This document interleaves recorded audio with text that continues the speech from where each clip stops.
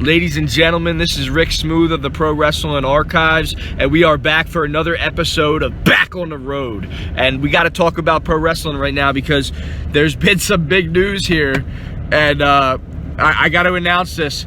Eric Bischoff has been fired by the WWE, and it comes as a shock, but at the same time, I think it's the right move by Vince. Eric Bischoff basically is the first casualty of the AEW war that's going on right now, and it's really interesting to see this and to know that, you know, Eric might even have a home down there at AEW.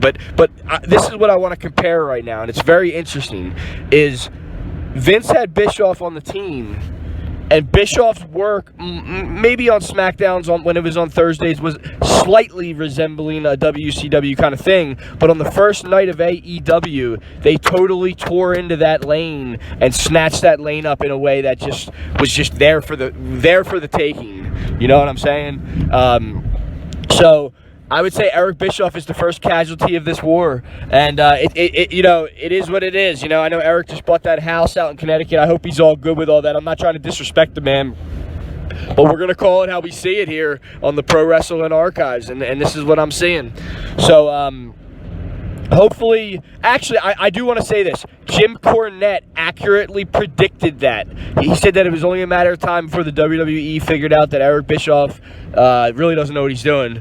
So I give that. It's funny. I give that 50% to Cornette, and I give that 50% to AEW for Eric Bischoff's demise. And yeah, I wanted to talk about that. Now we're gonna get off of that for a second, and we're gonna see what's going on. Bruce Pritchard is coming back now to SmackDown, and Bruce Pritchard is very knowledgeable. He's been around since mid to late 80s with the WWE, so that'll be, I know he's been back, but for him to take over, that's a big move, and I think it's the right move for now. And I think that Paul Lee, whatever they're doing with him, they need to keep doing, because he's getting hot with what he's doing, and he's putting certain guys over. I want to talk about, the Fiend, Bray Wyatt. 2 years ago, I really didn't like his gimmick. I didn't really like what they were doing with him. I thought it was really obnoxious with the whole, thing that they were doing, and too blatant.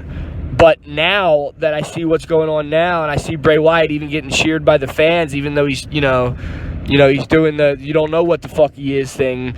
I'm seeing that he could be the next super anti-hero face in wrestling, or he could be, a great, heel. But all I'm seeing right now from Bray Wyatt is not only dollar signs, but I'm feeling the good energy coming around for him, and I think it's his time. So I would love to see, Bray Wyatt, Ricochet at WrestleMania. That's all I'll say. And I got to be honest, too. I've been noticing and thanking, what's been going on with Raw and everything, because I just in general, I feel like they're listening to the archives right now, and I think that's a good thing, and I want them to, you know what I mean? So hopefully, maybe one day down the road, maybe I might get a surprise call, or a surprise shout out on the network or something. You know what I'm saying? That would be a beautiful thing. With the draft that just went down, seems like all the big talent's going to SmackDown, but all the women's division seems to be pretty much going over to Raw, with a few exceptions. And I think that was really interesting how they did that, because the women's division has carried the WWE into a new era when WWE was definitely not doing so well before that. So it's good to see that, they're going to have their show to do whatever they want and build up those super female stars, whatever you want to call it.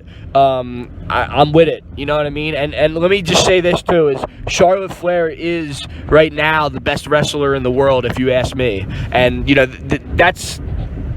it's a funny thing, because I was looking. I know they probably don't want me talking about age groups with the ladies and stuff like that, but all I'm going to say is I can tell Charlotte is from my generation, and Charlotte, I think you do a good job of repping it. If you're out there listening, that's what's up, you know what I'm saying? So That's all I really wanted to say tonight, but I feel like it had to be said. So this is Rick Smooth from the Pro Wrestling Archives, back on the road.